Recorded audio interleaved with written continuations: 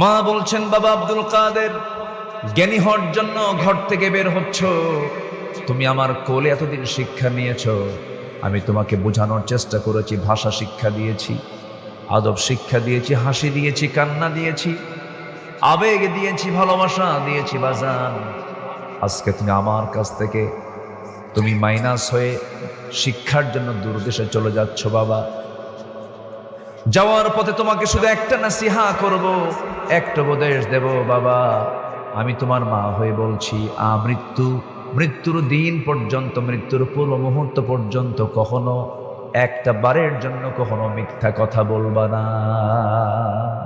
আব্দুল কাদের জিলানী রাহমাতুল্লাহ আলাইহি মার কপালে চুম্বন আঁকলেন, মাকে মুহাব্বত করে, আদর করে, সম্মান শ্রদ্ধা জানিয়ে সন্তানটাও বিদায় নিলেন। মার চোখে পানি টলমল করছে, সন্তান বিদায় নিলেন, সন্তান রওনা দিয়েছেন। মাঝ পথে বিশাল বড় একটা ডাকাতের কবলে তিনি পড়ে গেলেন। কে না জানেন ইতিহাসগুলো? সবার কাছ থেকে যার কাছে যা কিছু পাচ্ছি আঘাত করছে, জোরপূর্বক ছিনতাই করে নিতেছে ডাকাতরা। ডাকাতের মধ্যে মায়া দয়া থাকলে কি ডাকাতি হবে নাকি? ডাকাতি হবে না। মায়া দয়া থাকলে কি ডাকাতি করা যায়?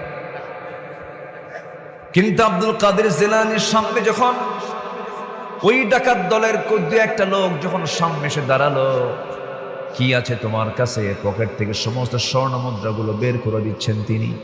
মুস্কি হাসি মেরে বলছেন, এই যে আমার কাছে যা কিছু আছে সব তোমাদের সামনে দিয়ে দিলাম।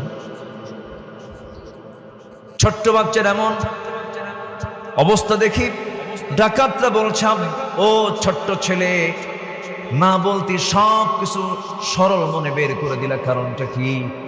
ছোট্ট বাচ্চা আব্দুল কাদের বলছেন, আমার মা আমাকে আসার সময় বলে দিয়েছেন আমি যেন জীবনে কখনো মিথ্যা কথা না বলি। আমি কেমন করে মিথ্যা কথা বলবো? আমার কাছে স্বর্ণ মুদ্রা নাই, যা সেই যে তোমার সামনে দিলাম, তুমি কি করবা করো। ডাকাতদের চক্ষু বেয়ে বেয়ে টপ টপ করে পানি পড়ছে। এমন সততাই ডাকাতদেরকে সেই পথ থেকে ফেরত আনতে পেরেছে। প্রত্যন্ত অঞ্চলে একটা ছোট্ট কুটির ঘর দেখতে পেলেন। একজন বুড়িমাকে দেখে বুড়িমাকে লক্ষ্য করে সালাম দিচ্ছেন। সালামটার উত্তর বুড়িমা দিলেন, কিন্তু মনটা খারাপ। বুড়িমা কেমন আছেন? আলহামদুলিল্লাহ ভালো। তবে খুব ভালো না। কেন, কি হয়েছে? ওমরে ফারুক ভালো না। ওমরে ফারুক কার সামনে কয়? বলেন, কার সামনে কয়? বুড়ি তোর চেনে না। তিনি বললেন, কেন, কি হয়েছে? এতদিন যাবত এই প্রত্যন্ত অঞ্চলে আছে, আমাকে দেখার জন্য কেউ আসলো না, কোনো খোঁজ খবর নিল না। এবার ওমরে ফারুক বলছেন, মা, এত প্রত্যন্ত অঞ্চলে কি আসা যায় নাকি? কত দূর যাবেন আপনি? একজন অমর তো পারে না, তোর দায়িত্ব নিল কেন? কি উত্তর আছে? আর দায়িত্ব নিল কেন? ওমরে ফারুক কেঁদে ফেলল। কিন্তু বুড়ি জানে না যে কার সঙ্গে কথা হচ্ছে। আল্লাহু আকবার। কাঁদতেছে, কাঁদতে কাঁদতে অস্থির হয়ে গেলেন। এবার তিনি বলছেন, বুড়িমা, একটা কথা বলতে চাই, কি আপনি কি ওমরকে মাফ করবেন নাকি? না, মাফ করব না। কি দরকার আপনারা বলুন, কিছু টাকা পয়সা দেই। কি দিবা?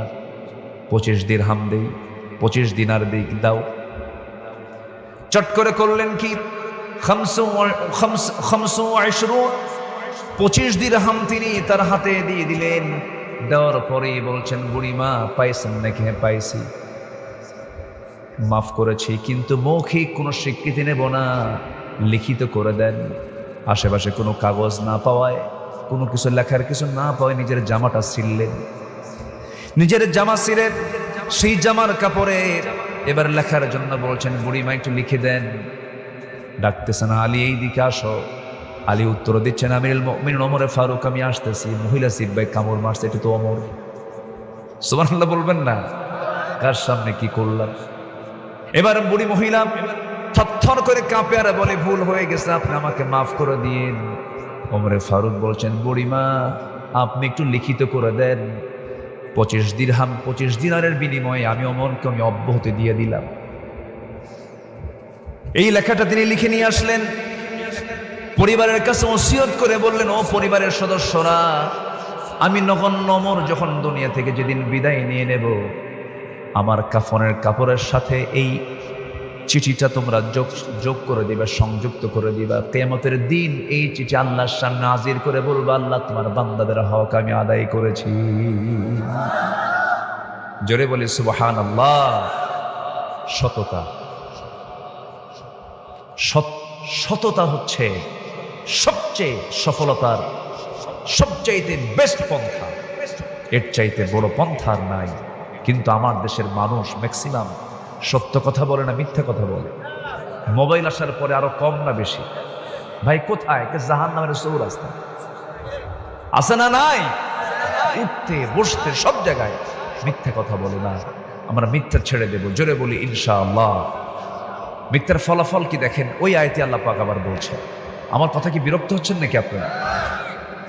আল্লাহ রাব্বুল আলামিন বলেন, মিথ্যা ছেড়ে দিলে কি হবে? يصلح لكم أعمالكم ويغفر لكم ذنوبكم ومن يطع الله ورسوله فقد فاز فوزا عظيما। যদি তুমি মিথ্যা ছেড়ে দাও, তোমার জীবনের যত আমলগুলো শ্যামলে যে ভুল ভালগুলো আছে আমি আল্লাহ সংশোধন করে দেব, ঠিকঠাক করে দেব। ধরেন কোন ছাত্র ফেল করতেছে, 30 পেয়েছে, তখন কি দিয়ে দেয়? কি আর 3 দিয়ে কি করে? পাস করে দেয়। সত্য যদি বলো, ইউসলিহ লাকুম আ'মালাকুম, তোমার সমস্ত আমলগুলোকে আল্লাহ পাক ইসলাহ করে দিবেন, সংশোধন করে দিবেন। শুধু তাই নয়, তোমার জীবনের যত গুনাহগুলো আছে সমস্ত গুনাহগুলো আল্লাহ রাব্বুল আলামিন মাফ করে দিবেন। জোরে বলে সুবহানাল্লাহ। তাহলে মিথ্যা ছেড়ে দেওয়ার উপকার হলো, সত্য কথা বলার উপকার হলো, আমার আমল যা ভুল আছে ঠিক হয়ে যাবে এবং সব গুনাহ মাফ হয়ে যাবে। কত বড় পুরস্কার! সম্মানিত ভাইয়েরা, 1 নাম্বার চলে গেল। আরো আছে কয়টা? বলেন কয়টা? বলেন। 14টা বাজবে কিন্তু। কথা বোঝেন তো নাকি? বুঝতেছেন আপনারা? একটু সময় লাগবে। আমি খুব খুশি যে একজন লোক নড়ছেন না।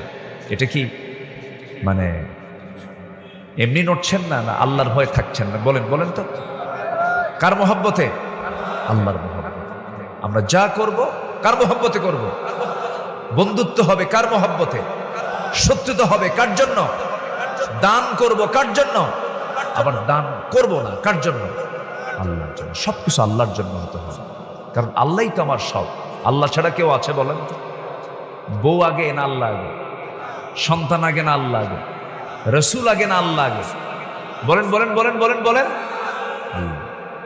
অনেকে কি কয় জানেন? আমি কয়েকদিন আগে উমরায় গিয়েছিলাম, আমার 5টা ছেলে মেয়ে এবং আমার স্ত্রী সহ। তো কয়েকজন উমরা পালন করতে গেছে, বলতেছে হুজুর আমার কাছে না মক্কার চেয়ে মদিনাই বেশি ভালো লাগে। আমি বললাম এভাবে বলেন কেন? বলবেন যে দুটোই ভালো লাগে, অথবা আপনি বলবেন আমার আল্লাহর ঘরটা বেশি ভালো লাগে। মক্কা কার ঘর? বলেন কাবা কার ঘর? আল্লাহর ঘর। আল্লাহকে আল্লাহর জায়গায় রাখতে হবে, রসুলকে রসুলের জায়গায় রাখতে হবে।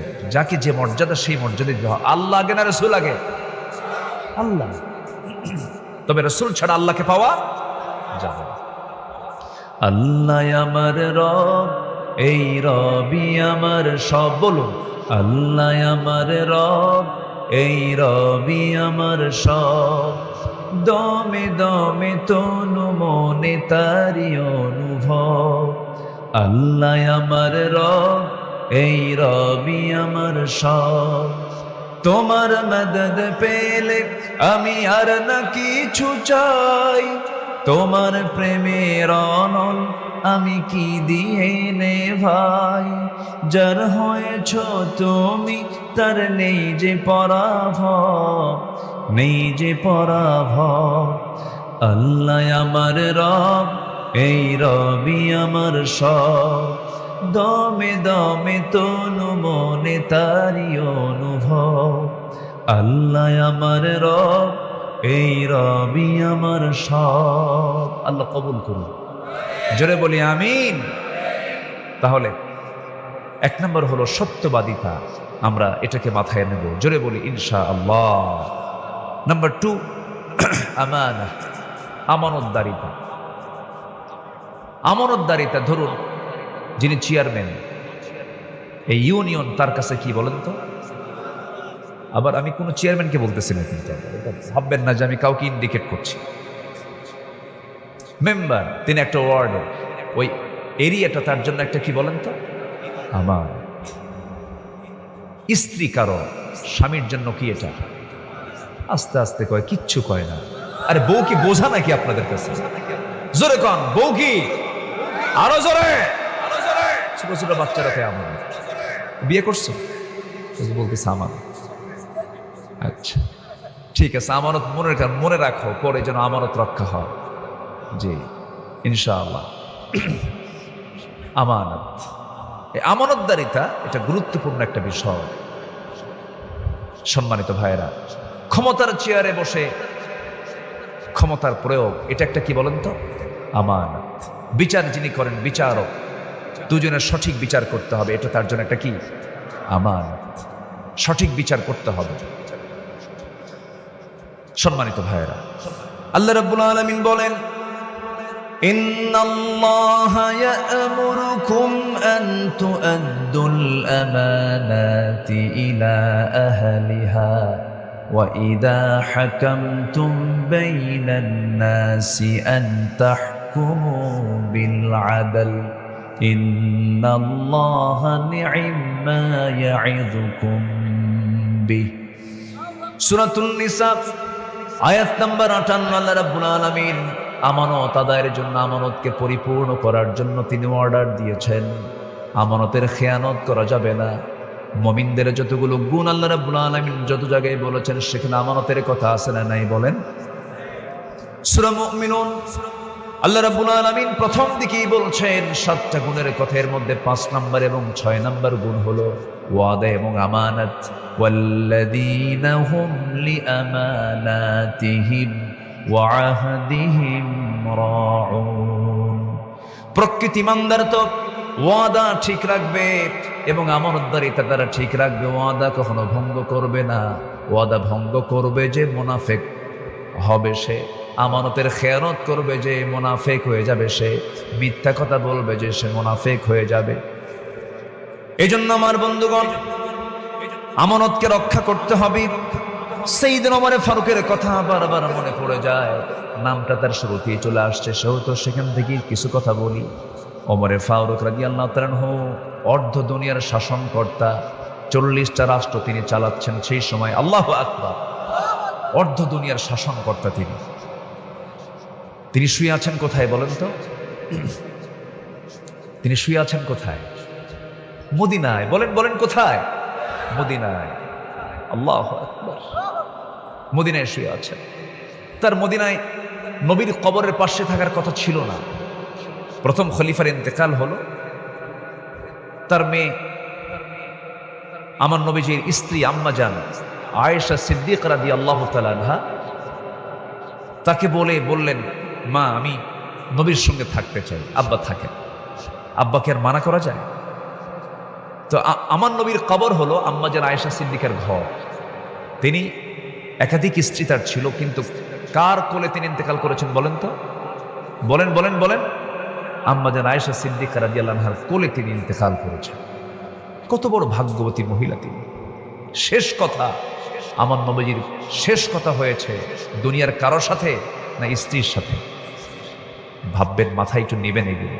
খালি বউকে তো পিটায় অনেক। আছে কিনা বলেন? আছে কিনা বলেন? আমার মায়েরা দারুণ খুশি, হুজুর আপনি একখান চমৎকার কথা বলছেন। আমার নবী বিশ্বের সেরা মানুষের মৃত্যু হয়েছে কার কোলে? স্ত্রীর কোলে। রাসূল বলেছেন, তোমরা কি জানো যে যার স্ত্রী বলবে আমার স্বামী ভালো, আল্লাহ বলবেন ওই বান্দা ভালো। এই জন্য দুনিয়ার কারো কাছে চেয়ারম্যান তো সার্টিফিকেট এমনি দেয়, চারিত্রিক সনদ দেয়, কত কি দেয়, কিন্তু আসল চরিত্র, স্বামীর চরিত্র কে জানে?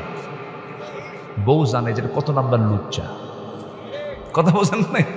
বউ কিন্তু টের পায় ও কতটুকু খিটখিটে মেজাজি, বদ মেজাজি। ওর আসল চরিত্র কি, মুখোশ সব কে জানে? স্ত্রী জানে। আমার নবীজি বলেছেন, আমি আমার স্ত্রীদের কাছে খুব ভালো, তোমরাও ভালো থাকো। আলহামদুলিল্লাহ বলবেন না? এই ভালো হওয়া কি সহজ? খুব কঠিন ব্যাপার কিন্তু। আমার নবীজি তাও এক স্ত্রী ম্যানেজ করেন নাই, একাধিক স্ত্রী তার জীবনে ছিল। আল্লাহ পাকের অর্ডার ছিল। রাসূল মাঝে মাঝে বলতেন, আমার খাদিজা যদি আমার জীবনের শেষ সময় পর্যন্ত থেকে যেত, আমার দ্বিতীয় কোনো বিবাহের প্রয়োজন হতো না। জিবরাইল আলাইহিস সালাতু ওয়াস সালাম বেহেশতি রুমালে আম্মা জান আয়েশা সিদ্দিকার ছবিগুলো সামনে নিয়ে এসে বলছেন, ইয়া রাসূলুল্লাহ, আল্লাহ পাক আপনাকে এই মহিলাকে বিয়ের অর্ডার দিয়েছেন। কেন তিনি বিয়ে করেছিলেন? আম্মা জান আয়েশা ছিলেন সুপার কম্পিউটার। রাসূল যা বলতেন তাই তিনি হুবহু মুখস্থ করতেন। আমার নবীজির মুখ থেকে কতগুলো শুনে তিনি প্রায় 6 লক্ষ হাদিসের তিনি হাফেজা ছিলেন। যা বলেছেন তাই তিনি কোট করেছেন। রাসূল বলেছেন, আমার স্ত্রীরা রাতের আধারে আমি যা কিছু করি তা সবার সামনে ওপেন করে দাও। দিনের আলোতে সাহাবীরা আমি যা কিছু তোমাদের সঙ্গে যে আচরণগুলি সব আমার প্রকাশ করে দাও, কারণ আমার 24 ঘন্টায় জাতির জন্য চরিত্র। জোরে সুবহানাল্লাহ। এরকম নেতাকে পৃথিবীতে খুঁজে পাওয়া যাবে? শুক্রবারে আতর সুরমা লাগায়া পাঞ্জাবি খদ্দরের পাঞ্জাবের মসমস লুঙ্গি নিয়ে মসজিদে চলে যায়, আগের রাতে মদ খাইছে। এরকম নেতা আছে না নাই? আগের রাতে কি খাইছে? মদ খাইছে। কিন্তু আমার নবীর চরিত্র রাতেও যা দিনেও তাই, 24 ঘন্টা সুমহান চরিত্র। আল্লাহু আকবার বলেন। আম্মা জান আয়েশা সিদ্দিকার ঘরে তিনি শেষ নিঃশ্বাস ত্যাগ করেন। আমার নবীজির ইন্তেকালের সময় হয়ে গেছে। নবীজি বলছেন, আয়েশা আমি দুনিয়া থেকে বিদায় নিয়ে নেব, যে কোনো মুহূর্তে আমার ইন্তেকাল হয়ে যাবে। আয়েশা আমি মনে হয় বেশিক্ষণ বাঁচবো না। ইন্না লিল মাউতি সাকারাত, মৃত্যুর যন্ত্রণা ভয়ঙ্কর, খুব কষ্ট হচ্ছে আয়েশা, খুব কষ্ট পাচ্ছি। আমার নবীজি দুনিয়া থেকে বিদায় নেবেন, মালাকুল মউত যখন তখন তার জানটা কবজ করে নিয়ে যাবেন। আমার নবীজি সেই সময় শুধু বললেন, আয়েশা সর্বশেষ তোমাকে একটা হাদিস তোমাকে জানায় দেই, আমার উম্মতকে তুমি সর্বশেষ আমার মেসেজটা জানায় দিবা। আমি আমার উম্মতকে খুব ভালোবাসি, আমার উম্মতরা যেন কখনো 5 ওয়াক্ত নামাজ না ছেড়ে দেয়। জোরে বলি সুবহানাল্লাহ, আরো জোরে বলি সুবহানাল্লাহ। আমার বন্ধুগণ, আমার নবীজি সর্বশেষ মেসেজটা তাকে জানায়া দিলেন। জানায়া দিয়া রাসূল করিম সাল্লাল্লাহু আলাইহি ওয়াসাল্লাম দুনিয়া থেকে বিদায় নেবেন। আম্মা জান আয়েশা সিদ্দিকা একদিন বলছেন, হুজুর আপনি আমার জন্য একটু দোয়া করুন, আল্লাহ যেন আমার গুনাহগুলোকে মাফ করে দেন।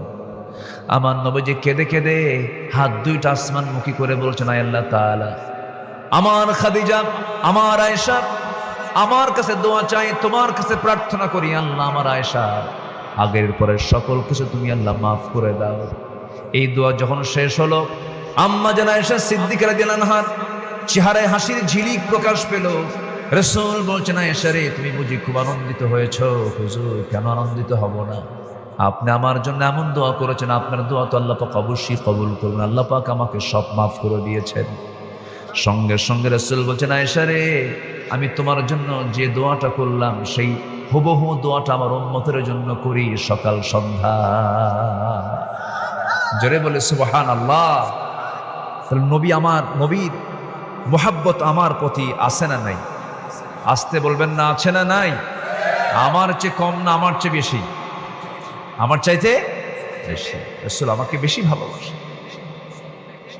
খুব ভালোবাসেন, খুব মুহাব্বত করেন। আমি এই তো 8-10 দিন আগে রাউদাতুম মিন রিয়াদিল জান্নাহ, রাসূল বলেছেন, মিন বাইতি ওয়া মিম্বারি রাউদাতুম মিন রিয়াদিল জান্নাহ, আমার ঘর আর ওই যে মিম্বার, আমি যেখান থেকে খুতবা দিই সাহাবীরা, ওই মিম্বার আর আমার এই ঘর, আম্মা জান আয়েশার ঘরের মধ্যে বসে এই ঘর এবং ওই মিম্বার, এইটুকু অংশ, এর মাঝামাঝি অংশটুকু হলো, সাহাবীরা জেনে রেখো, রাউদাতুম মিন রিয়াদিল জান্নাহ, জান্নাতের টুকরা। জোরে বলি সুবহানাল্লাহ। কত 7-8-9 দিন আগে মদিনা মুনাওয়ারায় রাত 4টার দিকে, রাত 3টার দিকে আমি উঠে গেলাম। এখন তো অনলাইনে এটাকে বুকিং করতে হয়, অনেক মানুষ, বহু চাপ। অনলাইন বুকিং করে ভিতরে ঢুকলাম। ভিতরে ঢুকে চান্স পাচ্ছি না, প্রচুর মানুষের চাপ, কে না সেখানে গেলে তো সব অস্থির হয়ে যায়। আমি পিছনে বসে আছি, আল্লাহর মেহেরবানি আমার দেশের বহু প্রবাসী সেই রিয়াজুল জান্নার ভিতরে তারা খেদমত করে। আমাকে দেখে তারা চিনে বলে, হুজুর আপনি এই জায়গায় থাকেন, বেশি নূরের জন্য হয়ে যাবে। আপনি নিজের জন্য বলবেন আপনি কৃপণ, আপনি অন্যের জন্য চাবেন, এটা আপনার জন্য চাওয়া হয়ে যাবে। আমি আগে আমার জন্য চাইনি, আমি একে চাইছি আল্লাহ তোমার নবীর দেশের মানুষ, কত নবীর আগমন হয়েছে সেই ফিলিস্তিনে, আল্লাহ তুমি বাইতুল মুকাদ্দাসের বাসিন্দাকে তুমি আল্লাহ ভালো রাখো। না খেয়ে থাকা সেই শিশুগুলোর আর্তনাদ তুমি আল্লাহ একটু তাকায় দেখো। আমরা পেট ভরে খাচ্ছি, ওরা না খেয়ে আল্লাহকে বলছে, আল্লাহ গোটা দুনিয়ার মুসলমানরা আমাদেরকে খাবার দিল না, শুনেছি তোমার জান্নাতে নাকি বহু খাবার, আমাদের মৃত্যু দিয়ে দাও, তোমার জান্নাতে গিয়ে খাবো আমরা। এরকম করে বাচ্চারা প্রতিনিয়ত দোয়া করছে, কেউ নাই। অথচ খাদ্য গুদাম আছে মানুষের, পৃথিবীর কোন প্রাণীর খাদ্য গুদাম নেই, কোনো প্রাণী না খেয়ে মরে না। মানুষ আজকে না খেয়ে মরছে, খাদ্যের অভাবে না বন্টনের অভাবে, বন্টনের অভাবে মানুষকে না খেয়ে মারতেছে। আল্লাহর কাছে এই দোয়াটা করেছি, আল্লাহ তুমি মুসলিম উম্মাকে এক করে দাও। জোরে বলি আমিন, আরো জোরে আল্লাহুম্মা আমিন। আজকে পৃথিবীতে মুসলমান সংখ্যা কি কম? 56টি মুসলিম রাষ্ট্র, মার খায় মুসলমান। ছিল না কথা এমন, 56টি নয়, 10টা মুসলিম কান্ট্রি যদি এক হতো, গোটা পৃথিবীর সুপার পাওয়ার মুসলমান হয়ে যেত। ঠিক তেমনি একটা ভূখণ্ড, বাংলার এই সবুজ ভূখণ্ড, সেখানেও অবশ্যই একটা এক হওয়ার প্রয়োজন আমাদের আছে না নাই? আসতে বলুন, আছে না নাই? আল্লাহ কয়জন? আল্লাহ কত সংখ্যা? আল্লাহ কত? আমাদের কোরআন কয়টা? আমাদের নবী সবই তো এক। আমরা কেন এক হতে পারি না? আমরা কেন এক হতে পারি না? সব দ্বন্দ্ব ভেদাভেদ ভুলে যাই, সব দেখা শেষ করেছি। আইয়ুবের শাসন, মুজিবের ভাষণ, জিয়া কেটেছেন খাল, এরশাদের তাল বেতাল, সব দেখা শেষ। আগামীর দেশ হলো কোরআনের আইনের বাংলাদেশ। রাজি আছেন কারা কারা? হাত উঁচু করে দেখান মুসলমান।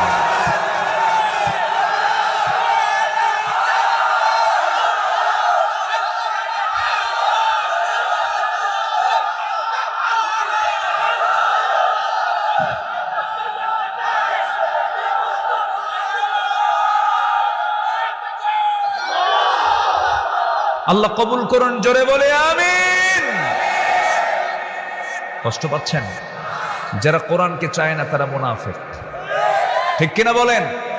আমি মুসলমান, আমি কেন লজ্জা পাবো? আমি এটাতে কোরআন কি আল্লাহর না? আর কোরআন ছাড়া যা কিছু কার? বান্দার। কার বলেন তো? বান্দার। বান্দারটা ভালো না আল্লাহরটা ভালো? কারটা ভালো? আপনার বাতি বেশি আলো দেয় না সূর্য আলো দেয়? কিসের আলো বেশি? সূর্যের মালিক কে? সূর্যের মালিক কে? আকাশের মালিক কে? সবকিছুর মালিকই তো আল্লাহ। তো আল্লাহর বিধান মানতে আপনার কি কোনো কেন? কষ্ট পাচ্ছেন? আপনারা কষ্ট পাচ্ছেন? দয়া করে কেউ রাগ করবেন না, আমি কোরআনকে সামনে রেখেই কথা বলছি, কেউ কষ্ট মনে নেবেন না, একটু দয়া করে সবাই শুনবেন। তাহলে আমার নবীর ইন্তেকাল হয়েছে কার ঘরে? মনে আছে আপনাদের? আলোচনা শুরু করি, আবার ওই জায়গায় যাই, জোরে বলি ইনশাআল্লাহ। আমি মদিনায় ছিলাম, রাতের একদিন ভোর রাত্রে, মানে রাত ৩-৪ দিকে আমার এক ভক্ত, তো উনি আমাকে বললেন, ভাই চলেন আমরা একটু উহুদ দেখে আসি। রাত্রে নীরব রাত, উহুদের পাশে দিয়ে যাচ্ছিলাম। আল্লাহি আমার কেমন যেন মনে হচ্ছে উহুদে শুয়ে থাকে ৭০ জন সাহাবীর সেই মাকবারা থেকে একটা সুন্দর সুগন্ধ আমার নাকে এসে ধাক্কা খাচ্ছে। ইসলাম কি এমনি এমনি আসছে? এমনি এমনি আসেনি। এই ৭০ জন তাজা প্রাণ আমার নবীজি মাঝে মাঝে মদিনার মসজিদ থেকে বদর উহুদে আসতেন। হেঁটে হেঁটে এসে আমার নবীজি উহুদের সামনে দাঁড়াতেন আর বলতেন, সাহাবীরা, আমার চাচা আমির হামজা এই জায়গায় শুয়ে আছে, আল্লাহ তুমি আমার চাচার কবরটাকে জান্নাতের টুকরা বানাও। আর আমার রাসূল বলতেন, জানো সাহাবীরা, এই যে উহুদ পাহাড় 10 মাইল লম্বা দেখছে, উহুদ পাহাড় আমাকে খুব ভালোবাসে, আমি উহুদ পাহাড়কে খুব ভালোবাসি। এরকম করে দোয়া করতেন, কথা বলতেন। সম্মানিত ভাইয়েরা, বিশ্বনবীর যদি দাঁত ভাঙতে হয়, বিশ্বনবীর যদি কোমর হারাতে হয় দিন কায়েমের জন্য, সেই সুন্নাহ পালনের দরকার তার উম্মতের আছে না নাই? তাহলে মিষ্টি খাবেন? তাহলে মিষ্টি খায় সুন্নাত আদায় করলে হবে না, দাঁত ভাঙা সুন্নাত, কোমর ভাঙা সুন্নাত আদায় করতে হবে মুসলমান।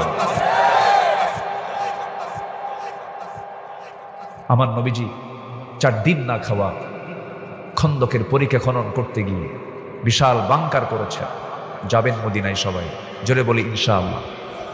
যেতে ধনী গরিব লাগে না, নিয়ত করবেন, আল্লাহ কবুল করে নেবেন। কঠিন কিছু না, মাত্র 5 ঘন্টা সময় লাগে। যাবেন। বিমান কে দিয়েছেন? কে দিয়েছেন বলেন? আল্লাহ দিয়েছেন। বান্দা আবিষ্কার করেছে, কিন্তু দিয়েছেন কে? আল্লাহ। চলে যাবেন। হয়তো ভাবতেছেন আমি যাবো কেমনে, টাকা পয়সা তো নাই। নিয়ত করবেন, চলে যাবেন। বলে দিলাম তো। এক রিক্সাওয়ালা দেখে 2017 সালে আমার সামনে দাঁড়ায়া আমাকে দেখে দৌড় মেরে এসে আমাকে জড়ায় ধরে বলে, হুজুর আমি আপনার খুব ভক্ত, আমি রিক্সা চালাই। বললাম, আপনি আসলেন কি? আপনি বহু টাকা লাগছে তো। হুজুর এই টাকা 15 বছরে জমাইছে, দিন 30 টাকা 40 টাকা করে। সুবহানাল্লাহ বলবেন না? নিয়ত করলে কবুল করবেন কে? খন্দকের প্রান্ত। কষ্ট পাচ্ছেন মনে হয় আপনারা? খন্দকে আমার নবীজি 4 দিন না খাওয়া, নাই পেটে খাবার। এক সাহাবী তার ছেলেকে বললেন, কিছু নিয়ে আসো। তো অঞ্জলি ভরে, এই ছোট্ট একটা অঞ্জলি ভরে কিছু খেজুর নিয়ে আসতেছে। রাসূল বলেন, এই ছোট্ট ছেলে কোথায় যাও? আব্বা না খাওয়া তো, আব্বার জন্য নিয়ে আসতে, এদিকে নিয়ে আসো। আমার নবীজি খেজুরগুলো হাতের মধ্যে নিলেন, এরপরে নিজের গায়ের চাদরটা বিছায়া দিলেন, চাদরে খেজুরগুলো রাখলেন, বিসমিল্লাহ বলে ফু দিলেন। এত খেজুর হয়ে গেল, উপচে পড়তে থাকলো, সেই চাদরের উপর দিয়ে গড়ে গড়ে পড়তে লাগলো। আমার নবীজি সহ উপস্থিত যত সাহাবী ছিলেন সব তৃপ্তি ভরে খেয়ে নিলেন। যেরকম সুবহানাল্লাহ।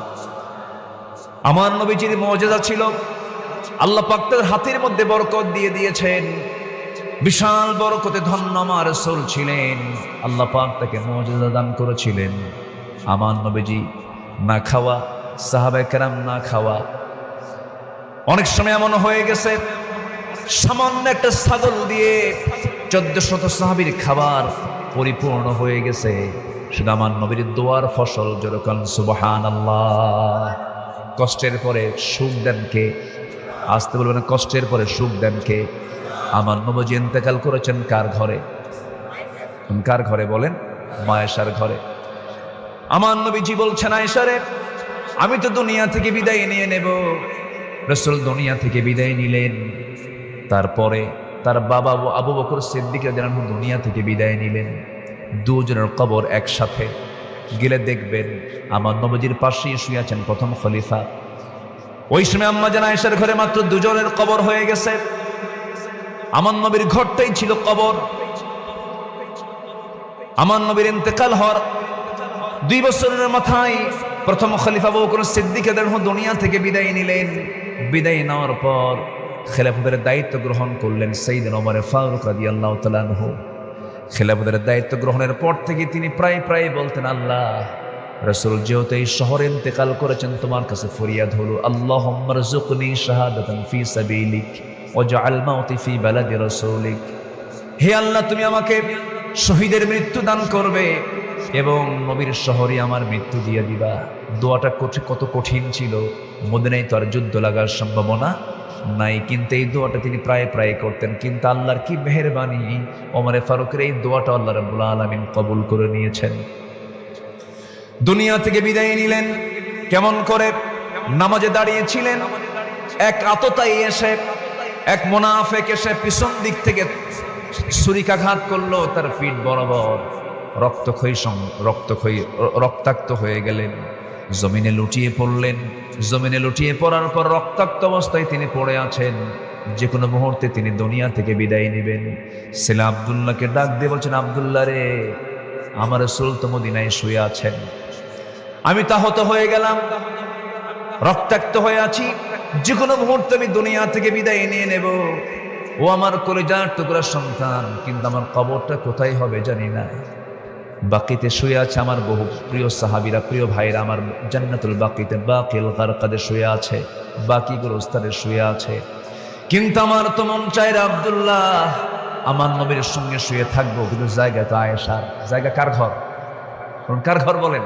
আম্মা জান আয়েশার ঘর। এবারে তিনি বলছেন, আব্দুল্লাহ, আমার পক্ষ থেকে আম্মা জান আয়েশা সিদ্দিকাকে আবার সালাম জানায়া বলবা, ওমরের নগণ্য গোলাম ওমরের বড় শখ নবীর সঙ্গে শুয়ে থাকা, সে যদি দয়া করে জায়গাটা দিত। কিন্তু আম্মা জান আয়েশার বড় শখ ছিল তিনি তার ঘরে নবীর সাথেই তিনি শুয়ে থাকবেন। কিন্তু ওমরে ফারুকের পক্ষ থেকে যখন এই প্রস্তাবটা চলে গেল, আম্মা জান আয়েশা সিদ্দিকা চোখের পানি ফেলতেছেন আর কাঁপতেছেন, বলছেন, আহারে, জগৎধন্য এমন মানুষ যার ব্যাপারে রাসূল বলেছেন, আমার পরে যদি নবুয়তের দরজা যদি খোলা থাকতো লাকানা ওমর নবী হয়ে যেত। এমন একজন দামি মানুষ যখন আমার কাছে একটা কিছু চাইলো, আমি কেমন করে প্রত্যাখ্যান করি? আমি আমার জায়গাটা আমি ওমরের দান করে দিলাম। মুসলমানদের দিল হতে হবে ছোট না বড়, নিজের জায়গা তিনি দিয়ে দিলেন। আমার নবীর কবরের পাশেই আবার তাকেও শুয়ে রাখা হলো। মোট হলো কয়জন? মোট কয়জন বলেন? 3 জন। এই ওমরে ফারুক রাদিয়াল্লাহু আনহুর কথা বলতে বলতে তার মৃত্যুর কথাটাও চলে আসলো, ঘটনায় বলে ফেললাম। ওমরে ফারুক রাদিয়াল্লাহু তাআলা আনহু একজন বড় আমানতদার শাসক ছিলেন, ক্ষমতার মসনদে বসেছেন। যেদিন থেকে বসেছেন মৃত্যুর দিন পর্যন্ত একটা রাতও তিনি তার পিঠটাকে বিছানার সঙ্গে আলিঙ্গন করতে দেন নাই। এশার নামাজ হয়ে যেত, ঘর থেকে বের হয়ে যেতেন। এশার নামাজ হয়ে যেত, জনগণকে দেখার জন্য বের হতেন। খুব সিম্পল লাইফ ক্রিয়েট করতেন, স্বাভাবিকভাবে চলতেন, খুব কষ্ট করে চলতেন, সীমিত বেতন নিতেন, সীমিতভাবে চলতেন, ছেঁড়া কাপড় চোপড় পরতেন। এক একজন সাহাবী এক এক রকম ছিলেন। ওমরে ফারুকের কাপড়গুলো ছিল ছেঁড়া ছেঁড়া। একদিন আম্মা জান আয়েশা সিদ্দিকা সহ তার মেয়ে সহ উম্মাহাতুল মুমিনিন সব একসাথে এসে বললেন, আমিরুল মুমিনিন, উন্নত জীবন গ্রহণ করুন, একটু ভালো কাপড় চোপড় করুন। বাইরে থেকে বহু কূটনীতিকরা আসে, বিভিন্ন ধরনের রাজকীয় মেহমানরা আসে, আপনার সঙ্গে কথোপকথন করে, কথাবার্তা বলতে চায়। নতুন কাপড় চোপড় না পরলে কেমন হয়? ওমরে ফারুক বলছেন, হাফসা আমার কলিজার টুকরা মেয়ে, তুমি আমার নবীর স্ত্রী, তুমি নবীর স্ত্রী হয়ে এমনটা করে কেমন করে কথা বলো? এক রাত তাহাজ্জুদ কাজা হয়ে গেছে, বিছানা নরম করে দেওয়ার জন্য রাসূল আফসোস করেছেন। নিজের গায়ের চাদর না পেয়ে তিনি, নিজের বিছানার চাদর না পেয়ে তিনি নিজের জুব্বাটাকে চাদর বানায়া তার উপরে তিনি রাত কাটিয়ে দিয়েছেন। বিশ্বনবী যদি তার এমন জায়গা থেকে সিম্পল লাইফ ক্রিয়েট করে যদি বিশ্বনবী থাকতে পারেন, আমাকে তোমরা ছেঁড়া কাপড় চোপড় পরার কথা বলো? ওমরে ফারুককে পোশাক দেখে কেউ ভয় পায় না, ওমরে ফারুককে ভয় পায় তার তাকওয়া দেখে। জোরকন সুবহানাল্লাহ। একা একা হাঁটতেন, তার আগেও কেউ ছিল না, পরেও কেউ ছিল না। তিনি ভয় পেতেন কাকে? একা একা হাঁটতেন, ছোট্ট একটা লাঠি থাকতো, হাঁটতেন। শয়তান পর্যন্ত তার কাছে আসার সাহস পেত না, এত বড় আল্লাহওয়ালা তিনি ছিলেন। ঘোড়া কিনতে গেছেন একদিন, ঘোড়া কিনতে গিয়ে ঘোড়াওয়ালার কাছ থেকে টাকাটা দিয়া ঘোড়া বুঝে নিলেন, সুস্থ ঘোড়া নিলেন। ওমরে ফারুক তিনি ঘোড়ার পিঠে উঠলেন। কিছু দূরে যেতে না যদি 4টা ঘোড়ার পা, ঘোড়ার 4টা পায়ে অকেজ হয়ে পড়ে গেছে, আর উঠতে পারে না। রেগে গেলেন, গিয়ে বলছেন, ঘোড়াওয়ালা বড় ঠকবাজি করলাম আমার সাথে। কিছুক্ষণ আগেই আমি তোমাকে টাকা দিয়ে ঘোড়া কিনলাম, ঘোড়া তো অচল ঘোড়া আমাকে দিয়েছ। ঘোড়া বিক্রেতা বলছে, আমিরুল মুমিনিন, আপনি আমাকে যে অভিযোগটা দিচ্ছেন সম্পূর্ণ মিথ্যা, ভিত্তিহীন। আমি আপনাকে সুস্থ ঘোড়া দিয়েছি, আপনার কাছে অসুস্থ হয়ে গেছে, ঘোড়া ফেরত নাও, টাকা দাও। ঘোড়া বিক্রেতা বলে, অসম্ভব ব্যাপার, আমি ঘোড়া ফেরত নেব না। আপনি ঘোড়া নিয়ে যাবেন, আপনার মালিকের ঘোড়া অসুস্থ হয়ে গেছে। একজন শাসকের সামনে সামান্য ঘোড়া বিক্রেতা কেমন করে কথা বলে? ওমরে ফারুক বললেন, না, আমি ঘোড়া নেবই না, টাকা দিয়ে দাও। ঘোড়া বিক্রেতা বলছে, আমার কথাও আমি গ্রহণ করব না, আপনার কথাও আমি গ্রহণ করব না, আমার কথা আপনি গ্রহণ করবেন, অতএব এটার ফায়সালা এখানে কেউ দেবে না, চলুন আদালতে চলে যাই। বিচারালয়ে চলে যায়। কোর্ট দেখালেন খলিফা না জনগণ? বলেন কে কে দেখালো? কে দেখালো? কোর্ট দেখালো কে? খলিফা না জনগণ? জনগণ। বিচার বিভাগ কত স্বাধীন ছিল। ওমর ফারুক বলেন, তাই তুমি কোর্টে যাবা? হ্যাঁ কোর্টে। চলো কোর্টে যাই। উপায় নাই তো, কোর্টে চলে গেলেন। এই যে বিচারপতি যারা আছে, বিচারপতিরও তো খলিফাকে বলেন ওমরে ফারুক রাদিয়াল্লাহু তাআলা। ওমরে ফারুক রাদিয়াল্লাহু যখন কোর্টের চত্বরে গিয়ে দাঁড়িয়েছেন, দরজায় দাঁড়ানোর সঙ্গে সঙ্গে বিচারপতি যিনি দেখা মাত্র লাভ মেরে দাঁড়ায় গেছে। দাঁড়ায় গিয়ে বলছে, আমিরুল মুমিনিন, আপনি এই জায়গায় কেন? কি সমস্যা আপনার? বলুন। বলছেন, সমস্যা তো আমারই। কি সমস্যা? ঘোড়া কিনছি, অকেজো ঘোড়া দিচ্ছে, ঘোড়া 4টা পা অচল, টাকা নিচ্ছে, ঘোড়া আমারে দিছে অচল ঘোড়া, আমি ঘোড়া নেব না, টাকা ফেরত চাই, টাকাও দেয় না। চিন্তা করেন। এবার বিচারপতি বলছেন, কাজী বলছেন, ঠিক আছে আমি এটার ফয়সালা করছি, দুপক্ষ থেকে কথা শুনতে হবে আমিরুল মুমিনিন। ওমরে ফারুক বলছেন, ঠিক আছে বিচার শুরু করে দাও। দুপক্ষের কথা কাজী শুনলেন। সে কাজীর নাম হলো কাজী সুরাই। এই কাজী সুরাই 100 বছর বেঁচে ছিলেন। এই কাজী সুরাই যখন বিচারের চেয়ারে বসলেন, ওমরে ফারুককেও দেখলেন না, ঘোড়াওয়ালাকেও দেখলেন না, দুপক্ষের কথাই শুনলেন। শোনা মাত্র এবার তিনি বলছেন, আমিরুল মুমিনিন, আপনি আমারও আমির, আপনি ওই ঘোড়াওয়ালারও আমির, খলিফাতুল মুসলিমিন, কিন্তু আজকে বিচারের রায়টা জনগণের পক্ষে যাবে, আপনি শাসক, আপনার পক্ষে যাবে না। আল্লাহু আকবার বলবেন না? আপনি ওমরে ফারুক সামনে দাঁড়ায় থেকে আমার সামনে যে কথা বলছেন, আমি যে আপনার সামনে যে সুস্থ অবস্থায় কথা বলতেছি, আমি সুস্থ অবস্থায় বাড়ি ফিরতে পারবো, আপনি সুস্থ অবস্থায় এখান থেকে বাড়ি পর্যন্ত ফিরে যেতে পারবেন, তার কোনো গ্যারান্টি আছে না? কেন গ্যারান্টি নাই। সুস্থতা অসুস্থতা যে কোনো প্রাণীর যে কোনো সময় হতে পারে। ঘোড়া আপনার মালিকানায় চলে গেছে, এরপরে আপনি মালিক হওয়ার পরে ঘোড়াটা অসুস্থ হয়ে পড়েছে, এটার দায় আপনাকে নিতে হবে। অসুস্থ ঘোড়া আপনার, টাকা তার, কোনো ফেরত নাই, কোনো কম বেশি করা যাবে না। ওমরে ফারুক রাদিয়াল্লাহু আনহু মুস্কি হাসি মেরে সেই জায়গা থেকে আস্তে করে চলে গেলেন। পরের দিন মাজলিসে শুরার বৈঠক, মন্ত্রীদের কিনে বৈঠক, বিশেষ বিশেষ ব্যক্তিদের কিনে বৈঠক। সেই বৈঠকে তিনি বললেন, শোনো, গতকালকে একজন শাসক দেখেছি, গতকালকে একজন বিচারক দেখেছি, খুব কড়া বিচারক, আমার বিরুদ্ধে রায় দেওয়ার সাহস নিয়েছে। অতএব আজকের থেকে সিদ্ধান্ত হলো, সেই কাজী সুরাই এই বড় একজন বিচারপতিকে সেই জায়গায় না রেখে আমি জাতীয় বিচারপতির চেয়ার আমি তারে দিয়ে দিলাম। তাহলে খলিফার বিরুদ্ধে রায় গেলে তার প্রমোশন কমে না বাড়ে? আর আমার দেশে কি হয়? আমার দেশে কি হয়? খালি কমে না, দেশ থেকে পালা। জানেন না? জানেন না? আপনারা জানেন না? আমার বন্ধুগণ, তাহলে আমানতদারিতা ঠিক রাখতে হবে। চারিত্রিক গুণাবলী যতগুলো আছে, এর মধ্যে 1 নাম্বার শিখলাম হলো সততা। মনে থাকবে সবার? সততা, সত্যবাদিতা। নাম্বার 2 হলো আমানতদারিতা। এবার নাম্বার 3 চলে আসেন ধৈর্যশীলতা, as-sabr।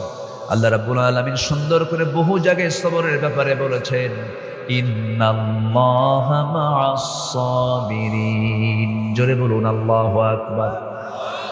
আসেন দোয়া করে দিই। হ্যাঁ, দোয়া করবো তো? যে চলে যাচ্ছে, ওনারা চাচ্ছেন যে দোয়া হোক। বসেন। 1 নাম্বার? ও তাহলে ঠিক আছে, যে বলে যাবেন। মাহফিল থেকে বিনা কারণে ওঠা বসা যদি হয়, আর আল্লাহর গোয়েন্দা যদি এটা নজরে নিয়ে যদি আল্লাহকে বলে, আল্লাহ এটা কিন্তু এই কামটা করছে, আর আল্লাহ যদি এটা নোট করেন, নোট করা বুঝলেন কি? থানায় নোট হয় না? থানায় নোট, আল্লাহর থানায় যদি নোট হয় যে এই বান্দাটা বিনা কারণে এই মাহফিলের শৃঙ্খলা রক্ষা করতে পারে নাই, শৃঙ্খলা ভঙ্গের একটা যদি মামলা যদি আল্লাহর থানায় হয়, জামিন হবে? ওঠেন কেন? বসেন, কেউ যাবেন না। আমি একটু কড়া ভাষায় বললাম, বসেন। কত সময় কত দিকে চলে যায়। রাত 3টার দিকে বিশ্বকাপ খেলা দেখে। রাত কটার দিকে? 3টে। তাহাজ্জুদ পড়তে পারে না, কিন্তু কি খেলা দেখে? বিশ্বকাপ। একটু বসেন, আকর্ষণ থাকতে হবে, কোরআন শোনার মজা পেতে হবে, এই জায়গার মর্যাদা বুঝতে হবে। বলি আলহামদুলিল্লাহ। নাম্বার 3 হচ্ছে ধৈর্যশীলতা। আমরা ধৈর্যশীল হব, জোরে বলি ইনশাআল্লাহ। জীবনের এক জায়গায় না সব জায়গায় বউ রাখতেও কি লাগে, আসতে কয়। সেদিন এক মহিলা আমাকে ফোন দিয়েছেন, ফোন দিয়ে বলছে, হুজুর আমার স্বামী না সকালেও তালাক দেয়, বিকেলেও তালাক দেয়, আমি কি আসি না নাই? কি কথা কি বুঝতেছে? তাহলে যদি কোনো স্বামী যদি সকালেও তালাক দেয় বিকেলেও তালাক দেয়, সে কি আসে? এরপর আমি কি আসি না নাই হুজুর কন্ত? এত মেজাজ, এত রাগ। ধৈর্য, সবর। সবর এমন একটা গুণ, ধৈর্য এমন একটা গুণ, ধৈর্য আছে যার সব জায়গায় সফলতা আছে তার। ব্যবসা কি লাগে, নেতা হতে কি লাগে, কর্মী কত গালি দেয়, জনগণ কত গালি দেয়, শোনেই না। এরকম নেতা আছে না? যা ক আমি গন্ডারের চামড়া, আছে কিনা বলেন? উনি নেতৃত্ব দিতে পারেন। এজন্য ধৈর্য একটা বিশাল গুণ। আমরা ধৈর্যশীল হব, জোরে বলি ইনশাআল্লাহ। নূহ আলাইহিস সালাতু ওয়াস সালাম নাম শুনেছেন? মহাপ্লাবন হয়েছিল, যার সময় কেউ ছিল না, সব শেষ হয়ে গিয়েছিল, কিন্তু একটা বুড়ি ঠিক ছিল। কে ছিল ঠিক ছিল? বুড়ি। অনেক লম্বা কথা, ওইদিকে যাব না। নূহ আলাইহিস সালাতু ওয়াস সালাম দাওয়াত দিতে গেছেন তার কওমদের মাঝে, বাইরা রক্তাক্ত করে জমিনে ফেলে দিয়ে চলে গেছে। এত ত্যাগ স্বীকার তিনি করেছেন। তিনি দাওয়াত দিয়েছেন শুধু দিনে না, দিনে রাতে 24 ঘন্টা। আল্লাহু আকবার বলে, ইন্নী দাআউতু কওমি লাইলাও ওয়া নাহারা। নূহ আলাইহিস সালাতু ওয়াস সালাম তিনি তার কওমদেরকে দিনে রাতে দাওয়াত দিয়েছেন। 900 বছর দাওয়াত দেওয়ার পরে ইসলাম কবুল করছে মাত্র 80 জন। কয়জন? 80 জন। বউ কালেমা পড়ে নাই, ছেলেও কালেমা পড়ে নাই। বলেন তো কি এক জ্বালা! বউ কালেমা পড়ে নাই, ছেলেও কালেমা পড়ে নাই। উনি কি ধৈর্য হারা হয়েছেন? ধৈর্য হারা হন। একবার শুধু বলেছিলেন ছেলেটা, এই বাবা আয় না, ওই পাহাড়ের চূড়ায় উঠে লাভ হবে না, তোকে প্লাবন শেষ করে দিবে, গজব শেষ করে, আয় না আমার জায়গায়, আমার কাছে আয়, আমার আল্লাহর কাছে আশ্রয় নেই। না আমি যাব না, আমি ওই জায়গায় যাব, আমি তোমাকে মানব না। তখন আল্লাহ পাক বলছেন, ইন্নাহু লাইসা মিন আহলিক। হে আল্লাহর নবী, সে তোমার কেউ না। ভাবতেছো তোমার সন্তান না, সে তোমার কেউ আহালি না, সে তোমার আহালি না, কেউ না তোমার। তবে অতএব ঈমান আছে, সম্পর্ক আছে, ঈমান নাই, সম্পর্ক। মন খারাপ করবেন কেন? সন্তান ভালো না, মন খারাপ, নূহের কথা মনে করো। বউটা ভালো না, মন খারাপ, লূত আলাইহিসসালামের কথা মনে করো। মনটা খারাপ, জেলখানায় গেছেন, ইউসুফের কথা মনে করো। ভাবতেছেন খুব কষ্ট, অভাব, আল্লাহ পয়গম্বর মূসার কথা মনে করো। 10 বছর মেষ চড়াইছেন। 10 বছর কি চড়াইছেন? মেষ, ছাগল চড়াইছেন। খুব রাগী মানুষ ছিলেন মূসা। আর ছাগল তো খুব শান্ত প্রাণী, বলেন তো শান্ত? একটা অশান্ত প্রাণী, বেকা তেড়া প্রাণী। সেই ছাগল পালনের দায়িত্ব দেওয়া হলো 10 বছর। মূসার রাগ কম না বেশি? কিন্তু মূসার রাগ কম না বেশি? এত রাগ ছিল, আল্লাহ পাক বলছেন আগে ধৈর্য ধরো। আগে কি ধরো? ধৈর্য ধরো। ধৈর্য ছাড়া হবে না।